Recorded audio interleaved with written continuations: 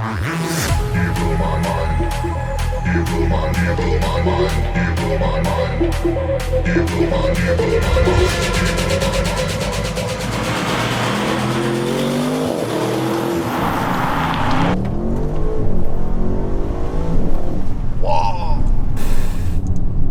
Oh, le missile.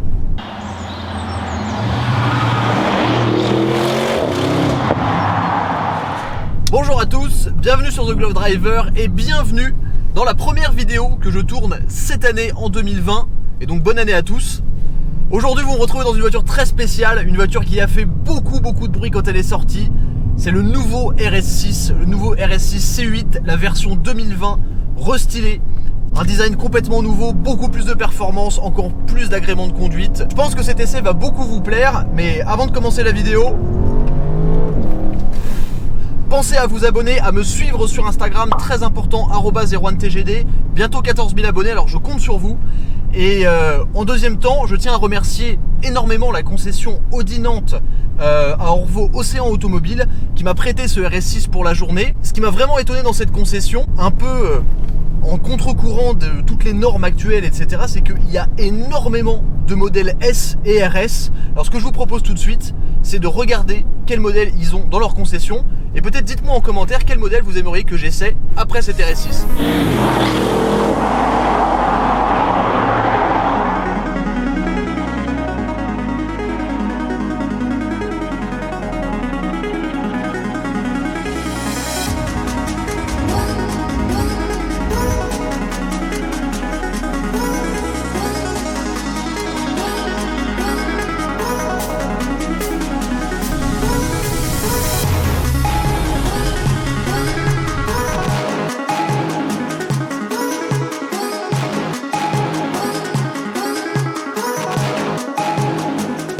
Je pense que vous l'avez vu, j'ai vraiment été bluffé par ce RSQ3 avec l'intérieur et l'Alcantara bleu.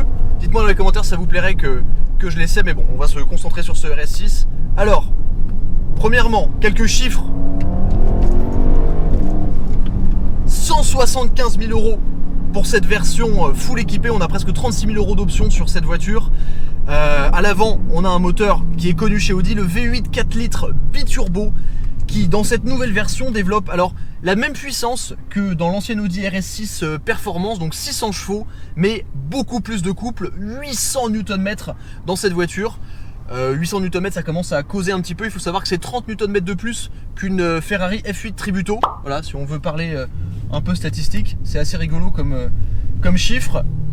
Les performances sont stratosphériques, 3 secondes 6 au 0 à 100 km/h, c'est aussi rapide qu'une AMG GTR. Évidemment, comme toute bonne Audi RS, on a un système Quattro, avec ici dans cette voiture en option un différentiel sport qui permet une motricité impressionnante, on en parlera tout à l'heure. On a également une boîte Tiptronic à 8 rapports, alors c'est une boîte automatique, étonnamment c'est pas une boîte à double embrayage, comme par exemple ce que fait la concurrence chez Porsche, par exemple avec la PDK.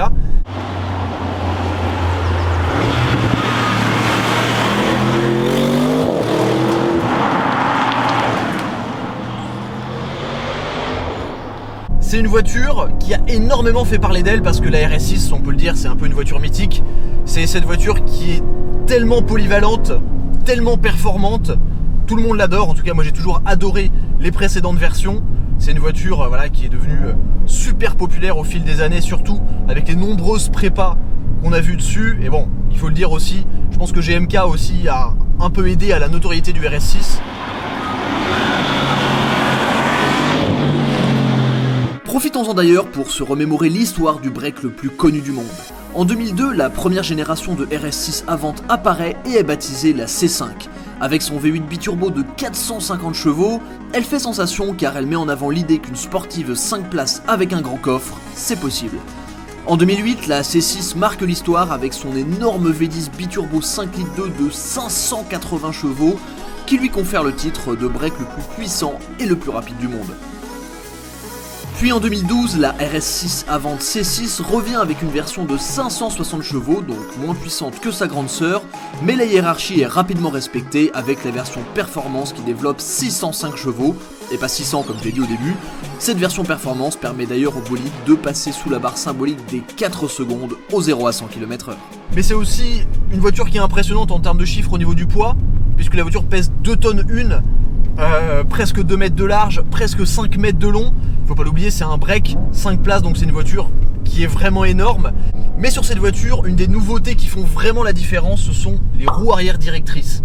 Les roues arrière directrices, ça réduit virtuellement l'empattement de la voiture, ça donne une voiture qui est beaucoup plus agile. Et vraiment, dans cette voiture, ça se ressent énormément. On va y aller étape par étape.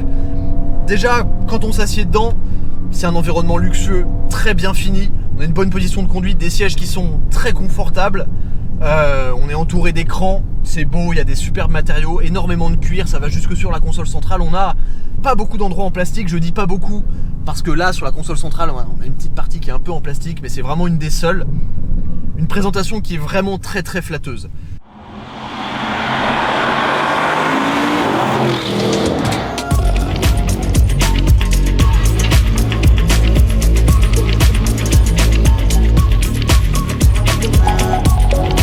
Je pense que s'il y a bien un mot qui définit cette voiture, c'est l'agressivité. Rien à voir ici avec une Audi A6 classique, la voiture a des voies élargies de 8 cm en tout par rapport à l'Audi A6 classique. D'ailleurs, les seules parties que la RS6 reprend de sa version normale, on va dire, sont le toit, les portières et le haillon. Toutes les autres pièces sont entièrement nouvelles.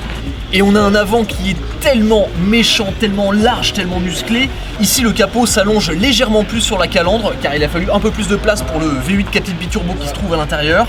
On a cette triple entrée d'air ici qui devient caractéristique sur les Audi actuels. Une calandre qui a été plus étirée, qui a été plus écrasée, avec évidemment les fameuses insertions en nid d'abeille. La voiture est juste tellement violente. On a du carbone ici sur la lame à l'avant, également ici sur les petites ailettes sur les côtés. On notera la présence de quelques fausses entrées d'air, mais d'après les ingénieurs d'Audi, si on avait laissé ces entrées d'air ouvertes, eh bien c'était moins bon pour l'aérodynamisme de la voiture, donc on leur pardonne de toute façon. Bon, la voiture est tellement incroyable. On a évidemment une signature lumineuse qui est magnifique, au laser. Des jantes ici en option de 22 pouces d'origine, sur la voiture c'est du 21 pouces, mais là c'est du 22 pouces, avec à l'intérieur de ces roues des freins en carbone céramique avec des disques qui sont tout simplement énormes. Forcément il faut au moins ça pour stopper les 600 chevaux et les 2 tonnes 1 de la voiture, et les étriers sont à 10 pistons. À l'arrière encore, on retrouve ces arches bombées avec toujours ces roues énormes en 22 pouces. D'ailleurs, je ne l'ai pas précisé, mais les pneus c'est du Pirelli P0 en 285 mm de large, et regardez un peu la finesse des flancs. Et à l'arrière, après toutes ces lignes qui sont tendues sur la voiture, on tombe sur quelque chose d'assez massif, d'extrêmement agressif, tout comme l'est le reste de la voiture. On a ici cette énorme partie en carbone, et d'ailleurs la première fois que j'avais vu les images de la voiture en photo sur internet, il y avait cette bande là qui était couleur aluminium, et j'aimais pas du tout parce que je trouvais que ça rehaussait énormément l'arrière de la voiture, en tout cas visuellement.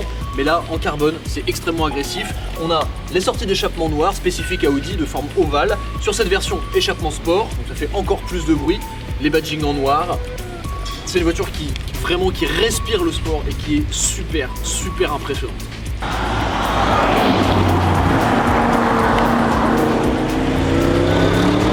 Première, pied au plancher.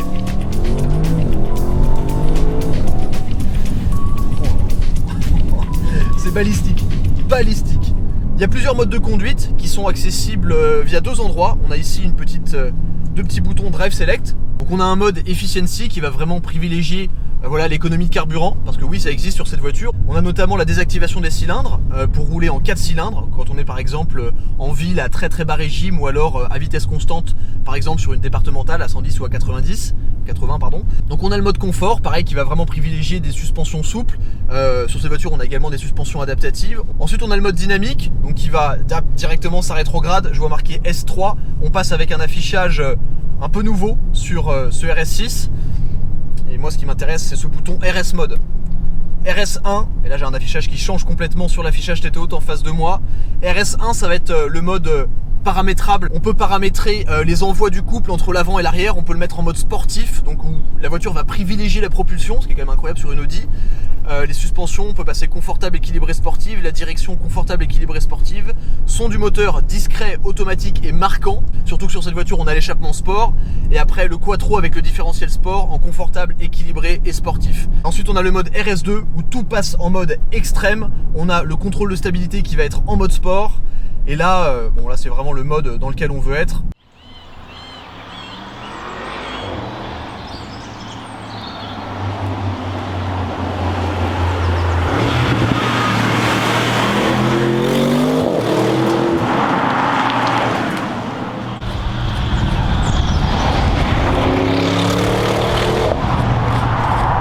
En mode confort, la voiture se conduit super facilement, on a une direction qui est légère, en plus voilà, le volant a une préhension très agréable, là vous l'avez vu, il est en Alcantara, petit badging RS ici. On a une jante très fine, ce qui est assez agréable, c'est assez premium je trouve. La voiture accepte très bien les routes bosselées, là on est sur route vraiment dégradée. Et malgré les jantes 22 pouces et les pneus à profil vraiment très fins, la voiture est vraiment très confortable. Donc pour cruiser, aucun problème, c'est très silencieux, on a une sono Bang & Olufsen, c'est vraiment génial. Mais bon, voilà, hop, mode RS1, RS2, on passe en mode manuel, on descend d'un rapport, deuxième, et là on met au pied au plancher. Et là la voiture vraiment c'est un animal. Le couple, c'est vraiment ce qui fait l'accélération, c'est ça qui vous presse le thorax contre le fond du siège. Et 800 Nm, je vous fais pas de dessin, ça vous catapulte la tête dans le dossier. Et c'est super impressionnant. L'accélération est balistique, on est quand même sur une voiture qui fait 2 tonnes 1, c'est énorme. Et ça arrache, ça tord le bitume, c'est super impressionnant.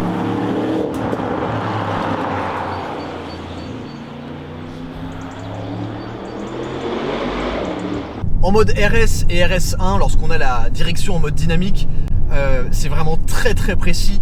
On n'a pas besoin d'ajuster tout le temps. La voiture va vraiment exactement où on veut, malgré la taille et malgré le poids. Et ça, c'est aussi le travail des roues arrière directrices qui voilà, réduisent virtuellement l'empattement. Et on a une voiture qui est incroyablement agile pour le gabarit.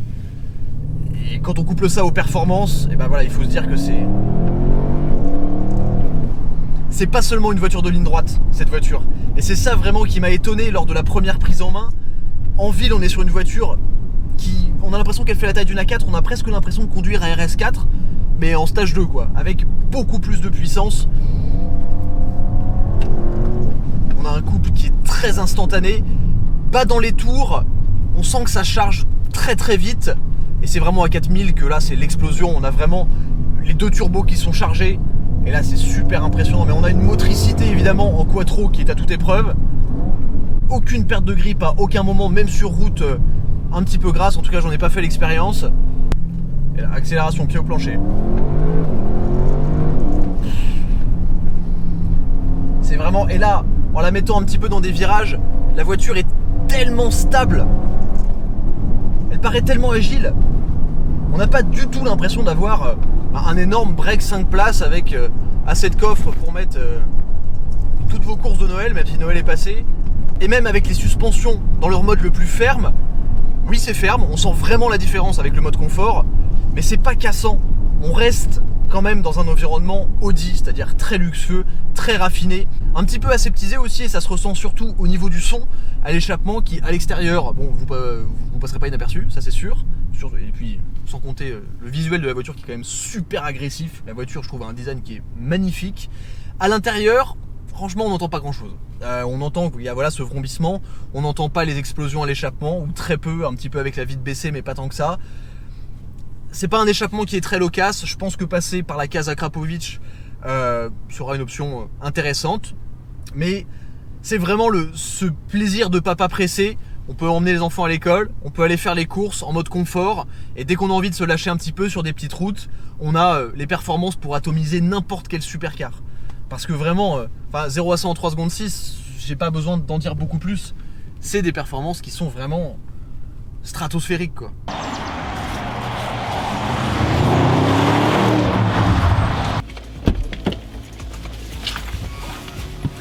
Alors s'installer à bord d'un RS6, c'est s'installer dans n'importe quel Audi, c'est rentrer dans un monde très luxueux, assez sobre, il faut le dire, comparé à l'extérieur de la voiture par exemple. On a un intérieur qui est pas vraiment dominant RS. On retrouve quelques touches sportives évidemment avec cette espèce de plaquage imitation carbone qui n'en est pas vraiment, mais c'est vraiment très joli. On a un volant en Alcantara, le badging RS ici. Lorsqu'on appuie juste une pression, le volant qui se baisse, la position de conduite qui se met parfaitement comme je l'ai réglé, et tous ces écrans qui s'affichent devant moi. Alors évidemment c'est un keyless go, donc j'ai gardé la clé dans ma poche. On se sent bien, on a une position de conduite assez haute, il y a énormément de luminosité dans l'habitacle parce qu'on a un double toit ouvrant. On a sur la console centrale 2 écrans tactiles qui réagissent avec un petit clic, ce que je trouve vraiment agréable parce que sur les écrans complètement tactiles où on a la sensibilité d'un iPad, on sait pas vraiment quand on a cliqué ou pas. Là il y a un petit retour haptique, donc c'est assez agréable. On a cette belle partie qui est laquée avec l'inscription Quattro, évidemment, vous allez me le dire dans les commentaires, mais oui, quand on appuie dessus ça laisse des traces de doigts partout, donc il faudra penser à avoir un chiffon dans une des contreportes. C'est vraiment un super bel environnement et je tiens à dire quelque chose, enfin, Audi a mis des palettes en aluminium. Il était temps quand même. Mais là c'est beau, il y a un super feeling. La jambe du volant est très fine et on a tout ce nouvel affichage, la digitale, qui peut évidemment être complètement modifié selon les modes de conduite. On a les sièges chauffants, on a toutes les aides à la conduite possibles et imaginables. Et voilà, c'est une réussite, mais je m'attendais à ce que ça soit un peu plus démonstratif. On a du petit badging RS sur les sièges aussi, qui sont d'ailleurs d'un cuir très très souple. C'est super confortable quoi, c'est fait pour faire de l'autobahn cette voiture.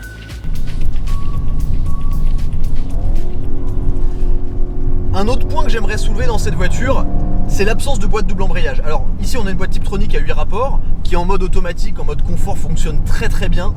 Mais je trouve que lorsque la voiture est à pleine charge ou alors qu'on est sur des gros freinages, elle est un petit peu lente. Je pense qu'elle est plus lente que la concurrence. Alors après c'est vraiment en conduite dynamique que ça se ressent. On va pas conduire comme des dératés sur la route tous les jours. Mais je pense que voilà, une boîte double embrayage, on aurait été sur plus de sportivité. Après est-ce que c'est vraiment la vocation de cette voiture? Est-ce qu'elle passera beaucoup de temps sur circuit? Je pense pas. C'est pas parce qu'on a des freins carbone céramique que voilà, on va la mettre sur circuit, c'est pas fait pour ça. Mais je suis pas hyper convaincu par la boîte lorsqu'on est vraiment en mode attaque. Alors sinon, en parlant des freins, on a vraiment la consistance de disque céramique. On a une pédale qui est très franche, très rassurante. La voiture dans son ensemble, évidemment, c'est une Audi. On a ce caractère très rassurant, très sécuritaire. Là, hop, gros freinage. La voiture, elle bouge pas d'un pet. L'avant se plante même pas. Et là, dans des virages un petit peu plus serrés, la voiture est d'une agilité. Et vous ressortez de là, c'est aberrant. Les performances de ce genre de voiture aujourd'hui, ça devient vraiment... C'est super impressionnant. On peut difficilement faire mieux. Et franchement, vous savez que j'ai l'habitude de dire ce que je pense des voitures. En dehors de la boîte et du micro bout de plastique qu'il y a sur la console centrale, je ne trouve pas beaucoup de défauts à cette voiture. Le prix est certainement exorbitant, surtout dans cette voiture où on a voilà, presque 35 000 euros d'options, 175 000 euros, toutes taxes comprises, et encore c'est avant le malus qui est de 20 000 euros. Merci la France. On va repasser en mode confort. C'est vraiment le luxe de pouvoir choisir en fonction voilà, de vos envies, si vous avez envie de cravacher ou d'être très discret. Voilà, la voiture vous permet tout. Et en termes de connectivité, d'utilisation, je suis pas très fan en général des écrans tactiles. Là, c'est hyper intuitif, ça fonctionne vraiment bien. C'est honnêtement un des meilleurs systèmes multimédia que j'ai essayé. Et je le dis pas parce que je suis dans la voiture, je le dis parce que c'est vrai. J'ai eu l'occasion d'essayer tous les systèmes multimédia des différentes marques. Et là, vraiment, on est sur quelque chose de très abouti. Au niveau de Porsche, on peut le dire. Donc vraiment, cette Audi RS6, j'ai du mal à lui trouver des défauts. Parce c'est tellement abouti comme véhicule. Aujourd'hui, de toute façon, on le sait. Voilà, il n'y a pas de mauvaise voiture. Toutes les marques, en tout cas des marques premium, font des voitures qui sont abouties. Mais là, en termes de sportivité, c'est vraiment super impressionnant. Alors, j'ai pas testé la concurrence. J'ai même testé aucune des voitures de la concurrence. Si j'ai testé le E63 AMG Break, mais aujourd'hui, je pense qu'on peut plutôt la comparer à la AMG GT 63S AMG, que je n'ai pas essayé. J'ai pas essayé la Panamera Sport Turismo Turbo. Et j'ai pas essayé non plus la BMW M8 compétition grand coupé. Donc je peux pas vraiment comparer la voiture avec la concurrence. Mais je pense que voilà, on reste complètement dans l'univers Audi. C'est-à-dire dans quelque chose de raffiné, d'assez aseptisé, de très sécurisant, d'ultra efficace.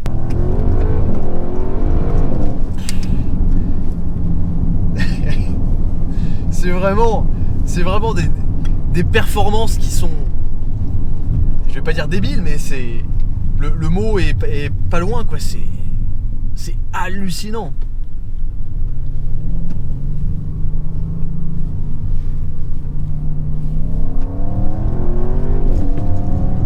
Et on a une confiance dans la voiture.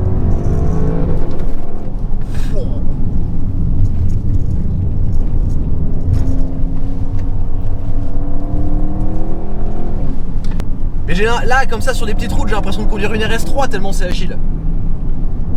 Ouais, franchement, bravo Audi, et merci Audi Nantes Orvault Océan Automobile de m'avoir prêté cette voiture pour la journée et de nous avoir fait confiance. On espère qu'il y aura d'autres essais avec cette concession parce que, comme je vous l'ai dit, ils ont énormément de modèles S et RS. D'ailleurs, n'hésitez pas à vous rendre en concession histoire d'aller les voir parce que il y a beaucoup de choses très très sympas. Mais vraiment, cette RS6, je veux dire, c'est un coup de cœur. Alors, comme je vous l'ai dit, j'ai pas essayé la concurrence.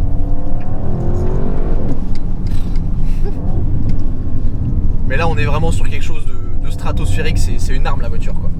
Et là, cet endroit, il est intéressant parce qu'il y a une bosse à chaque fois. Hop, et ça prend parfaitement la bosse. Ça prend parfaitement la bosse. Ah, c'est super impressionnant. Super impressionnant.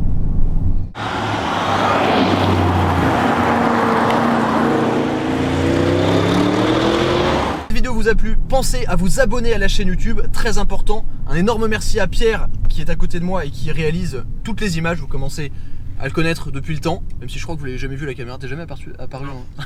Je suis quelqu'un de très discret. Quelqu'un de très discret, c'est ça. Pensez à vous abonner à son Instagram, Pierre Filmcar. On vous réserve de belles surprises pour la suite. Je vous dis à très vite sur The Glove Driver. Ciao.